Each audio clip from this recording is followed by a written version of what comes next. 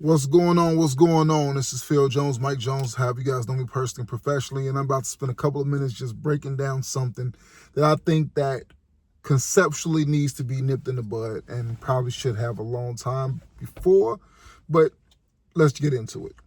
The concept of chasing people. I don't like the terminology, first and foremost, because I really think that it does not really require as much rocket science as goes into it to try to think about what the consequence of chasing people is. But just for shits and giggles, let's just go ahead and get into it. So here's this. Conceptually, chasing somebody would mean that they are running away from you, meaning that they do not want to be had by you. So to chase somebody is, in theory, a waste of your time. They're not trying to be caught by you. So if I'm going to go out of my way to try to do something, I should really use some level of calculated risk assessment before I start entertaining anybody. And this is general advice, so try not to say men or women, but I think that is general across the board. But for the sake of conversation, let's start here. Men, trying to pursue a woman versus trying to chase a woman, right? The initial pursuit of a woman is literally, I am expressing interest in you. There's nothing wrong with expressing interest.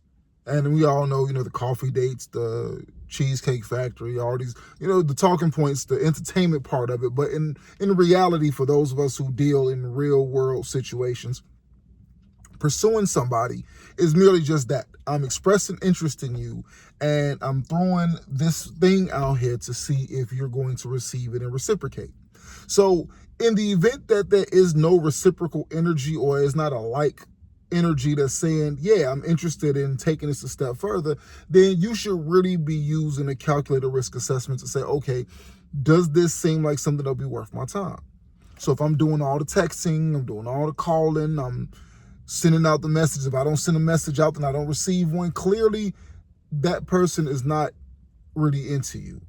And I mean, there's variables to that, but nobody that wants to be had is going to make you chase them. That's the bottom line. Nobody in their right mind who has a genuine interest in you is going to make you chase them.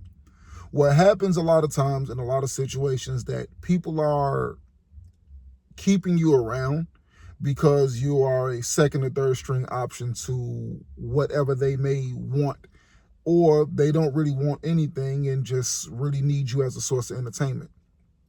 A lot of times we don't even know we're being used as a source of entertainment, and it's crazy that we continue to go through this over and over again.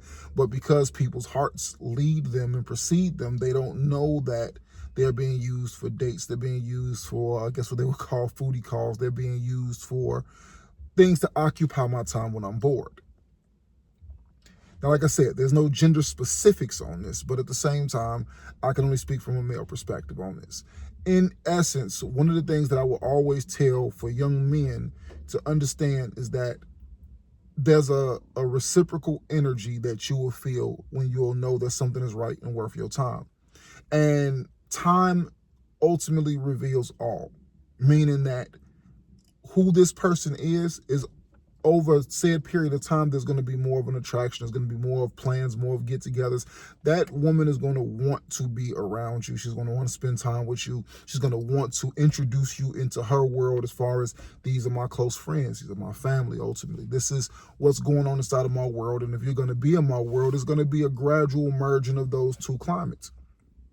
Same thing on the male side when it comes down to women, that if a man wants you, a man wants to introduce a woman that he's interested into his world. When he is ready and he's legitimately into her in that capacity, this is where he eats. This is what he does as a pastime. He's part of bowling. He wants to introduce her to the bowling league.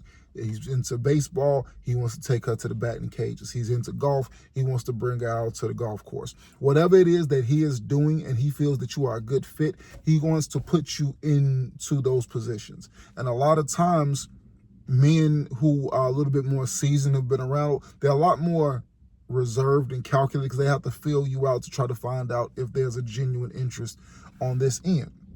Now, again, that's not saying that men don't come with some sort of ill intentions as far as time is concerned. But the crux of the whole conversation is that there is a reciprocal energy that is associated when people want your time. That there is no chasing. There is no I'm working harder or putting more into it than you. If somebody has you in that position to where where you feel like you are putting more into the getting to know phase or more into the planning phase and more into anything that is essential to trying to build a meaningful bond, 9 times out of 10, that person ain't as into you as they may proclaim. And you don't have to wait for somebody to tell you out their mouth that they're not in that phase or they're not in that space with you. Common sense at some point in time should kick in and say, you know what, I think I'm wasting my time and I should probably pursue other options. But anyway, that's my uncle advice for the day.